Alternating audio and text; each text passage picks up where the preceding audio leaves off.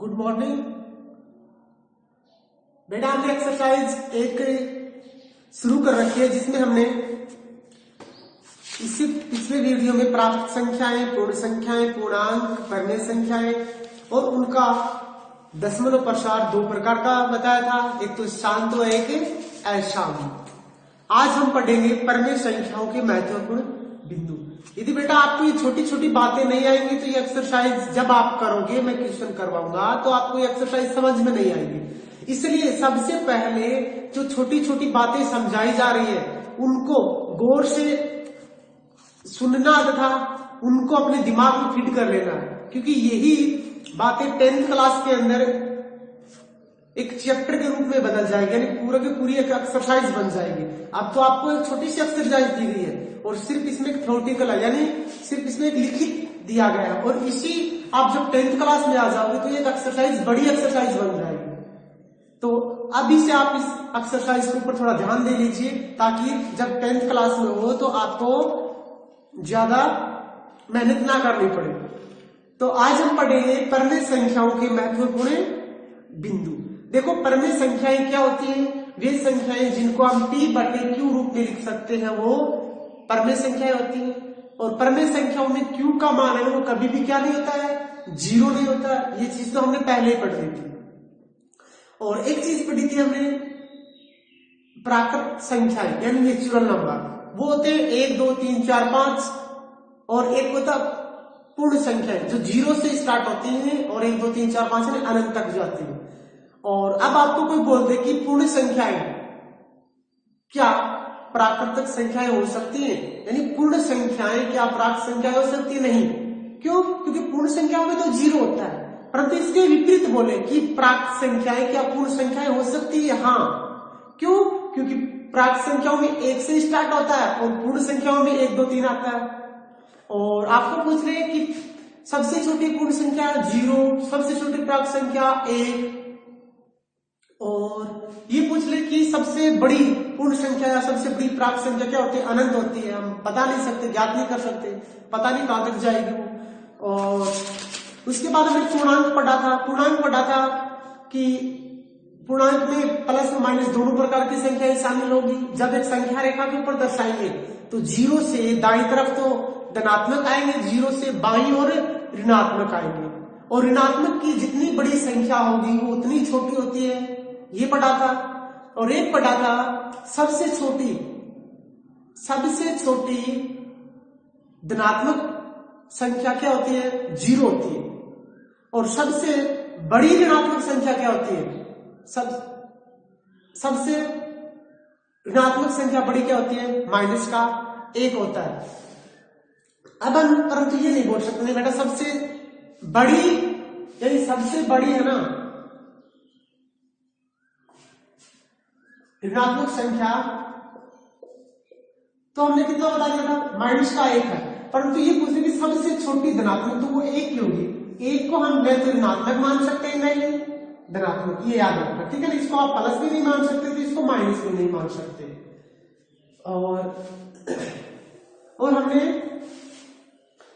परिमेय संख्याएं का दशमलव प्रसार दो प्रकार का बताया था, एक तो शांत प्रसार और एक अशांत प्रसार। शांत हमने कौन सा बताया था? जब अंश के अंदर हर का भाग देंगे, जब अंश के अंदर हर का भाग देंगे तो कुछ दशमलव के बाद शून्य हमारा शेष फल आ जाएगा। जैसे कि हमने भाग दे दिया 5 में दे दिया, किसका मान लो आप 2 का दे दिया, तो 2 दूनी तो 4 हो गया, यहां तो 1 बच गया। परंतु यहां पर क्या लगा दिया हमने? 0, और 2 पंचों 10 के, यानी दशमलव के बाद कुछ संख्याओं के बाद हमारा शेष फल क्या आ जाता है? शून्य। और जब ऐसी कंडीशन होगी ना तो वो कौन सी प्रकार की भिन्न होगी? वो शांत आवृत्ति की होगी। यानी कौन सी होगी? वो शांत आवृत्ति की होगी। उनका प्रसार क्या होगा? शांत। और जब इस प्रकार की कंडीशन आ जाए, जब ये मानो हम 1 में ना 3 का भाग दे, 10 में 3 का भाग दे रहे, 3 या 9, 1 बच गया ना 0.0, 3 दिया 9, 1 बच गया ना, फिर से 0, 3 दिया 9। आप चलते जाओ बेटा लगातार, कितना जाएगा ये, जाता ही जाएगा, रुकेगा नहीं, कभी भी शून्य नहीं आएगा। तो इस प्रकार की है ना, कौन से थे, अशांत दशमलव प्रसार होता है, ऊपर वाला शांत दशमलव प्रसार होता है। ये हमने पिछले वीडियो में पढ़ लिया। जिसने पिछले वीडियो नहीं देखा, अब मैंने इसमें बता दिया कि हमने क्या क्या पढ़ा था। अब देखो परमेय संख्याओं के महत्वपूर्ण बिंदु, आज पढ़ेंगे हमें परमेय संख्याओं के महत्वपूर्ण बिंदु।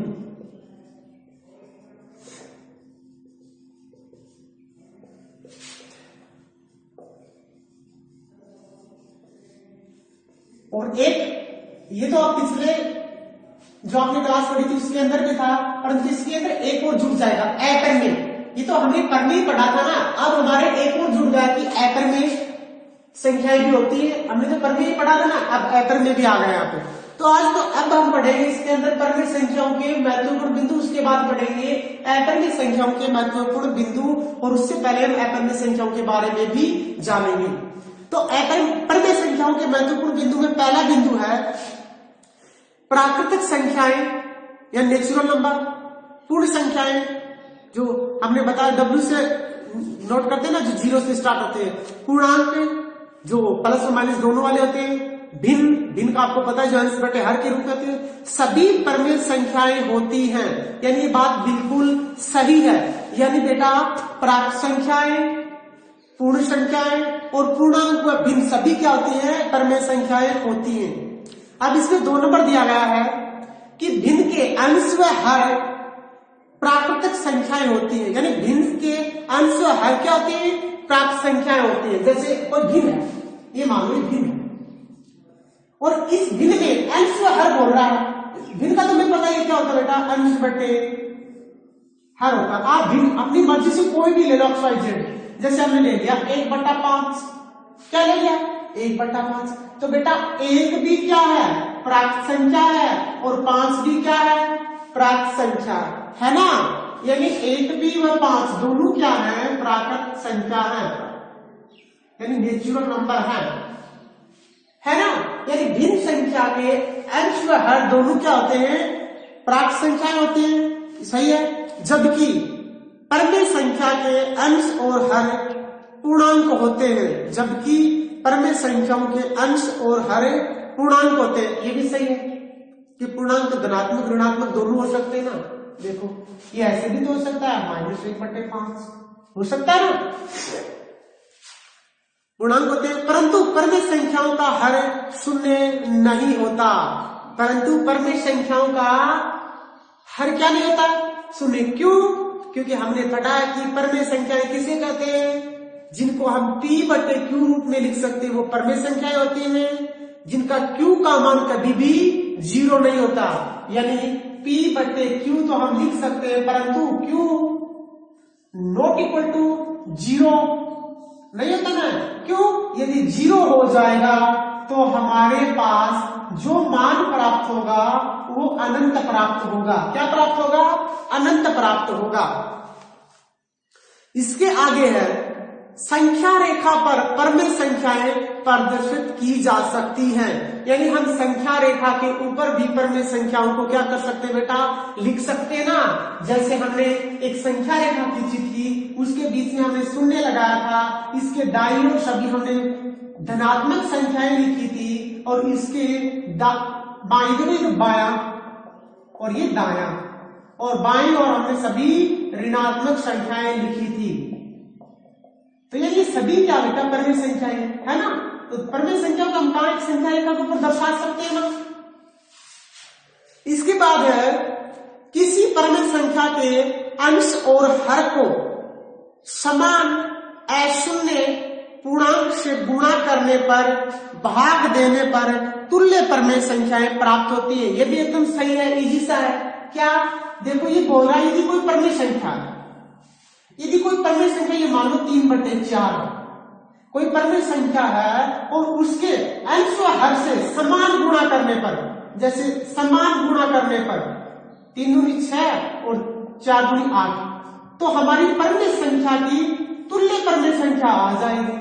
सही बात है ना। यानी 3 से गुणा करेंगे तो अगली आ जाएगी, 4 से करेंगे तो अगली, और इसी प्रकार से चलती जाएगी। हमने तुल्य भिन्न पढ़ा ना, तुल्य भिन्न बताइए। तो बस ये बोल रहा है कि परमेय संख्या का है ना, परमेय संख्या के अंश तथा हर से समान संख्या से गुणा करने पर, यानी ऊपर से भी 2 से गुणा कर दिया, नीचे से भी 2 से गुणा कर दिया, और जो प्राप्त होगा वो परमेय संख्या की एक तुल्य परमेय संख्या प्राप्त होगी। इसके बाद बोल रहा है यदि 2 परमेय संख्याओं के बीच में अनंत परमेय संख्याएं होती हैं, ये हमने पढ़ा भी है, निकाला भी है। कैसे? ये बोल रहा कि 2 परमेय संख्याएं, बेटा ये मान लो एक तो परमेय संख्या कौन सी है, ये 0 है, ये 1, ये 2, ये 3, ये 4, ये 5, ये 6। हम 0 और 2 के बीच निकालेंगे, यानी 0 व 2 के बीच परमेय संख्याएं निकालेंगे।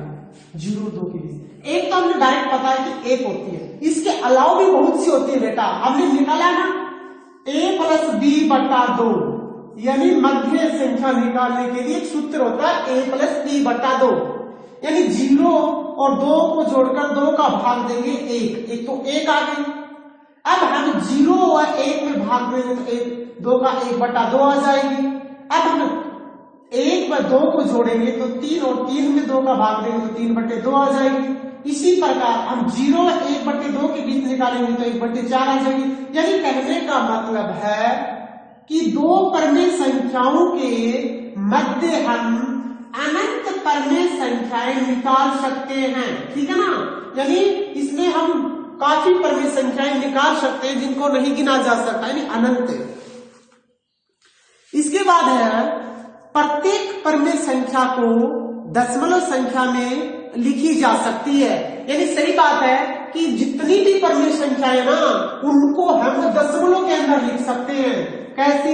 जैसे यही मान लो बेटा 1/5 हमारे पास एक परमेय संख्या है ना, इसको हम दशमलव में बदलेंगे, यानी अंश में हर का भाग दे देंगे और अंश में हम हर का भाग देंगे, तो भाग नहीं जा रहा तो 0.2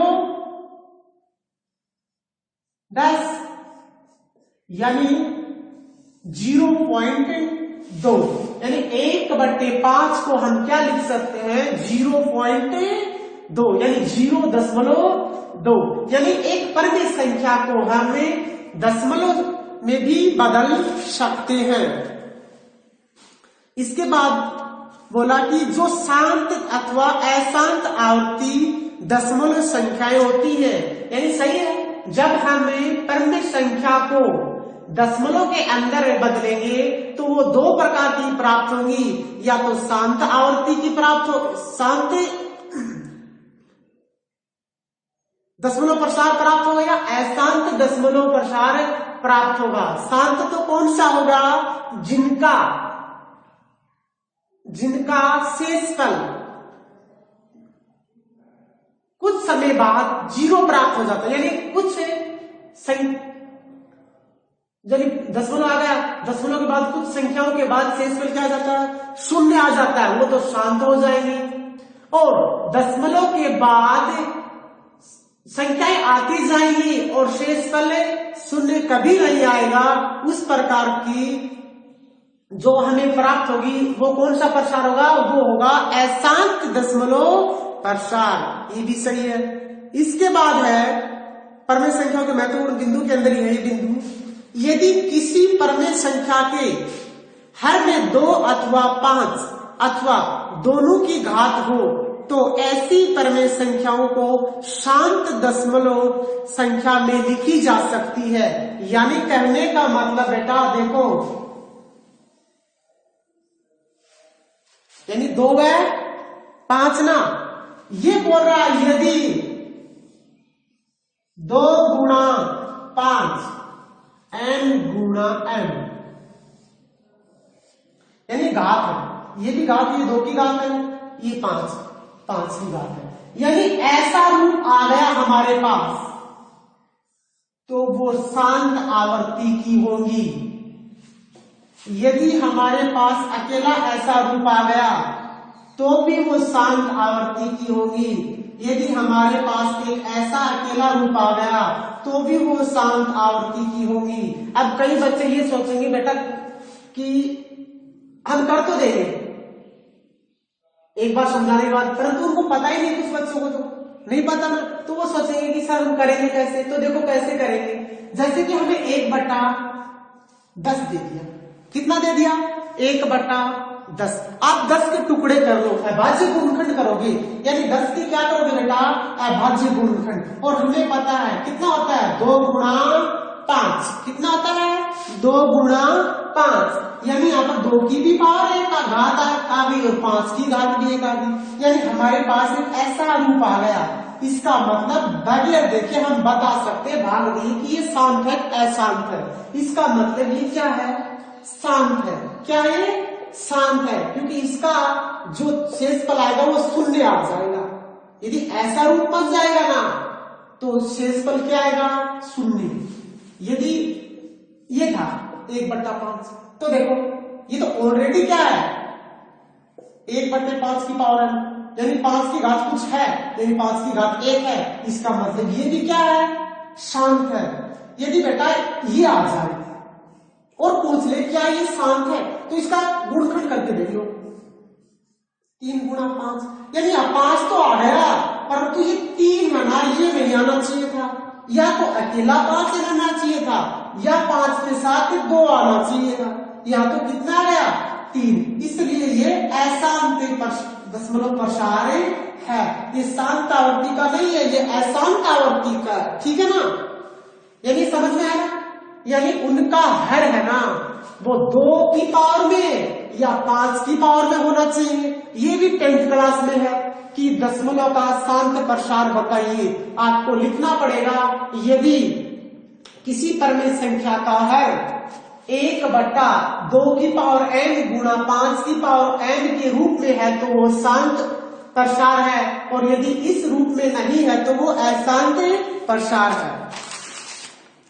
अब पढ़ेंगे हम परमेय संख्याओं का सरल मानक रूप। यानी बेटा आपको समझ में आया ना परमेय संख्याओं के महत्वपूर्ण बिंदु, यानी मैंने एक एक बिंदु आपको मतलब कि धीरे धीरे सही सही तरीके से समझाया है।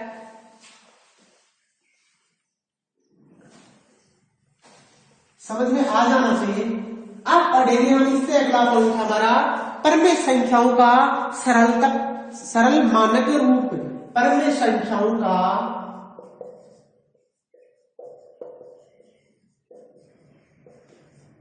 संख्याओं का सरल मानक रूप।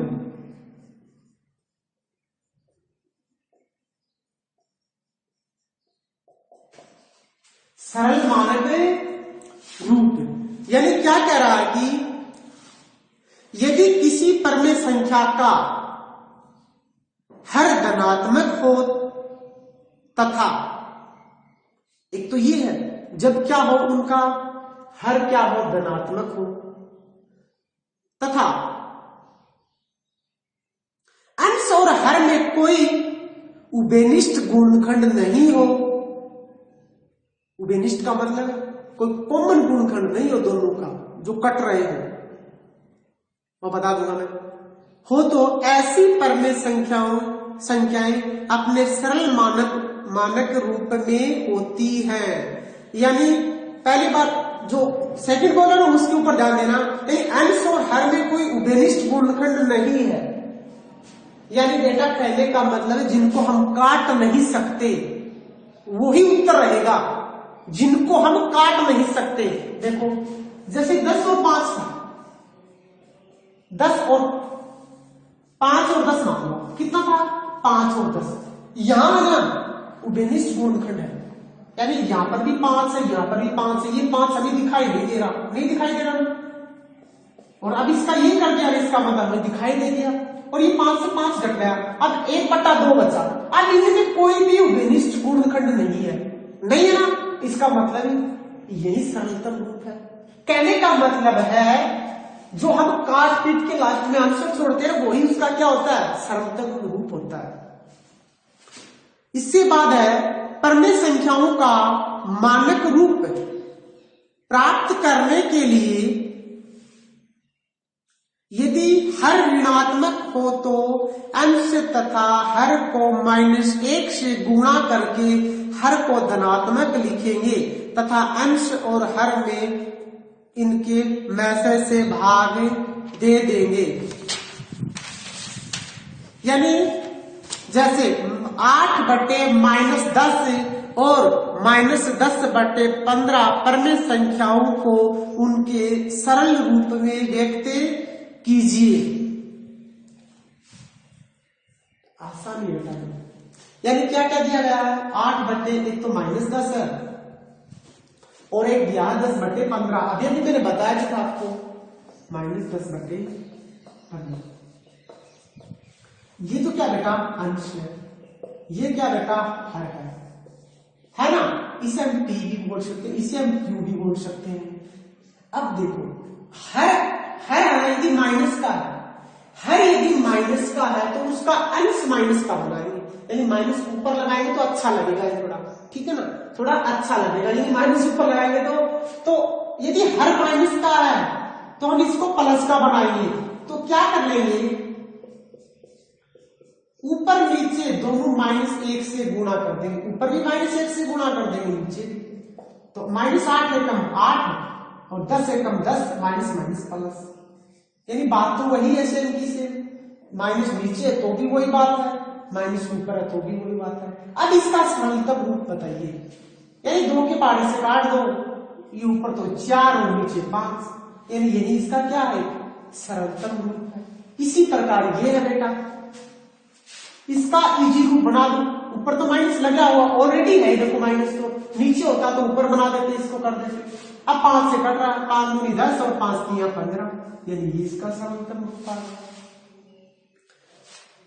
इसके बाद दिया गया है कि 2 परमेय संख्याओं के मध्य परमेय संख्या ज्ञात करेंगे। 2 परमेय संख्याओं के मध्य परमेय संख्या ज्ञात करने के लिए एक फॉर्मूला होता है बेटा, 2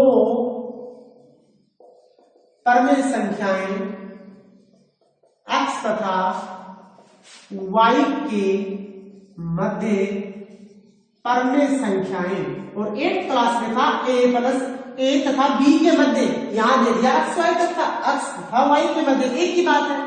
इसके लिए एक फॉर्मूला होता है x + y बटे में 2, ये याद रखना बस।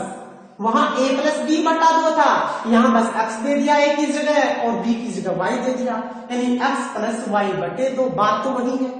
यानी इन दोनों के बीच एक ऐसी परमेय संख्या है, यानी x से तो वो क्या होगी बड़ी होगी ना, जो x से तो क्या होगी वो बड़ी होगी, परंतु y से क्या होगी वो छोटी होगी। देखो कैसे, जैसे 0 और 2 के मध्य हमें निकालना है, हमें पता है कि 0 और 2 के मध्य निकालेंगे तो दोनों को जोड़ेंगे, 2 का भाग देंगे, यानी आंसर आ जाएगा 1, यानी 1 आएगा। जो 0 से तो क्या है बड़ा है, परंतु 2 से क्या है वो छोटा है।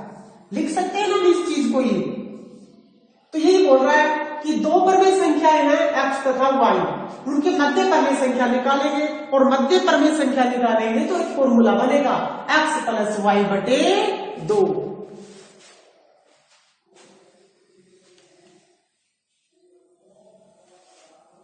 समझ में आ रहा है बेटा, थोड़ा ध्यान से देखो, आ जाएगा एकदम इजी सा, कोई ज्यादा हार्ड नहीं है।